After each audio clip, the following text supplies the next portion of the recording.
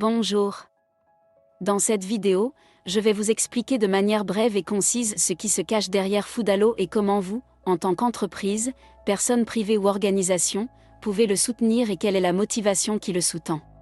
Prenez juste quelques instants, car vous aussi pouvez rendre le monde meilleur.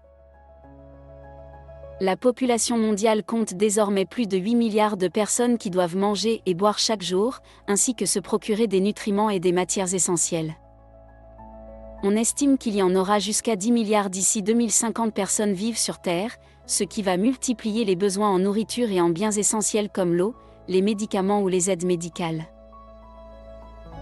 Il est choquant de constater que le dernier rapport de l'ONU, l'état de la sécurité alimentaire et de la nutrition dans le monde 2023, évalue le nombre de personnes souffrant de la faim dans le monde à près de 800 millions.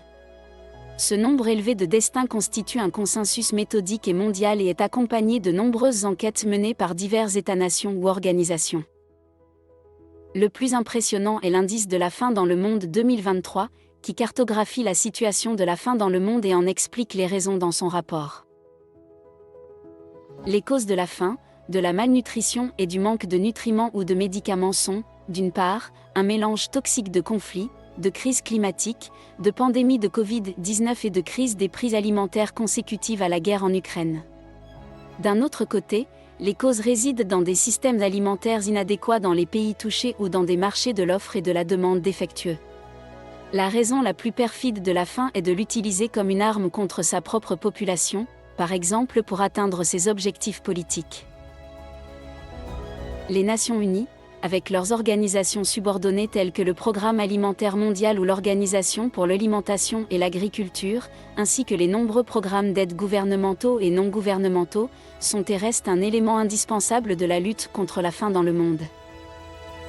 Le financement, la logistique et l'envoi de l'aide doivent relever de la responsabilité des programmes et des organisations, car les structures et le personnel sont disponibles ici et sont parfois utilisés depuis des décennies. Foodalo ne remet pas en cause ces systèmes. Le défi que nous voulons relever chez Foodalo est de donner à chaque personne en souffrance, à chaque destin, la possibilité de communiquer ses besoins vitaux d'une part, et d'autre part, de pouvoir les couvrir dans le monde entier à travers le programme d'aide mentionné ci-dessus. Grâce à une mise en réseau mondiale toujours croissante et compte tenu de l'évolution rapide des possibilités techniques de près de 7 milliards de connexions par smartphone, et la tendance est à la hausse, cela sera également possible à l'avenir pour la majorité des habitants des pays en développement et émergents. Menacés par la faim et les conflits, et les zones de crise doivent être atteintes numériquement. Pour mieux comprendre la structure de base du système Foodalo, il suffit de revenir sur l'histoire, en particulier sur l'époque de la Première et de la Seconde Guerre mondiale. Des cartes de rationnement ont été attribuées à la population mal desservie dans certains États.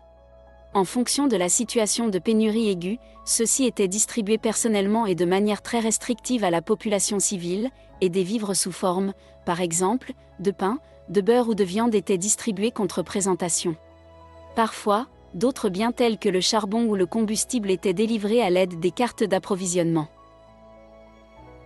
Afin de faire face aux situations de crise actuelles et futures et notamment pour lutter contre la faim, qui est utilisée comme une arme, nous sommes convaincus de la nécessité d'un système de distribution solidaire. Relier les identités réelles et numériques est déjà aussi courant aujourd'hui que l'authentification par clé publique ou la mise en œuvre de solutions blockchain. Grâce à la conception de l'infrastructure informatique, il est possible d'enregistrer les personnes affamées, de confirmer leur identité et de créer des bons alimentaires numériques sous forme de bons d'achat ou d'autorisation d'achat. De plus, en enregistrant les besoins dans le Big Data, il est possible de contrôler la logistique de l'aide de telle manière que la demande et les livraisons d'aide disponibles soient en corrélation. De cette manière, nous recherchons un soutien global pour réaliser le projet. Nous recherchons notamment des personnes et des institutions qui partagent notre idée et communiquent sur les réseaux sociaux. Nous recherchons également des professionnels de l'informatique, des professionnels de la blockchain et de l'IA, des responsables, des entreprises et des organisations qui rejoindront l'idée avec ou sans connaissances spécialisées. Nous ne représentons actuellement ni une entreprise ni une NGO. La seule chose qui nous anime et nous unit est l'idée d'un monde plus juste pour nous et nos enfants. Merci.